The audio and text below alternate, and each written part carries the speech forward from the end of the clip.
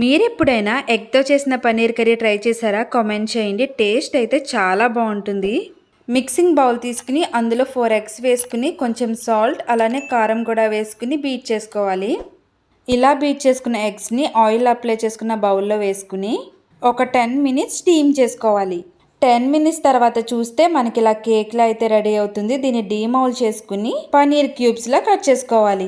ఇప్పుడు stove on చేసుకుని pan పెట్టుకుని అందులో 2 టేబుల్ స్పూన్ ఆయిల్ వేసి మనం ప్రిపేర్ చేసుకున్న ఈ ఎగ్ పన్నీర్ కూడా వేసుకుని ఫ్రై చేసుకోవాలి. ఇవి కొంచెం కలర్ చేంజ్ అయ్యాక ఒక ప్లేట్లోకి తీసుకుని అదే ఆయిల్లో పెద్ద ముక్కలుగా కట్ చేసిన ఆనియన్స్, టొమాటోస్, అల్లం వెల్లుల్లి కూడా వేసుకుని టొమాటో సాఫ్ట్గా అయ్యేలా కుక్ చేసుకుని చల్లారాక ఇలా పేస్ట్లా చేసుకోవాలి. అదే ప్యాన్లో కొన్ని బిర్యానీ స్పైసెస్ కూడా వేసుకుని మనం ప్రిపేర్ చేసుకున్న పేస్ట్ వేసుకుని ఫ్రై చేసుకోవాలి. ఇలా కొంచెం ఫ్రై అయిన తర్వాత అందులో సాల్ట్, పసుపు, కారం అలానే కొంచెం ధనియాల పొడి, జీలకర్ర పొడి కూడా వేసుకుని ఆయిల్ సెపరేట్ అయ్యేంత వరకు ఫ్రై చేసుకోవాలి.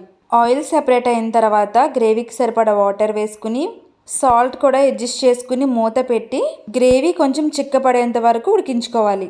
ఇప్పుడు ఇందులో మనం ప్రిపేర్ చేసుకున్న ఎగ్ పన్నీర్ కూడా వేసుకుని కాసేపు ఉడికించుకోవాలి. ఫైనల్గా గరం మసాలా కూడా వేసుకుని ఒక 2 మినిట్స్ కుక్ చేసుకుంటే మనకి కర్రీ అయితే రెడీ అయిపోతుంది. ఈ కర్రీ రైస్లోకైనా, చపాతీలోకైనా, లేకపోతే పులావ్లోకైనా ఎందులోకైనా అదిరిపోతుంది.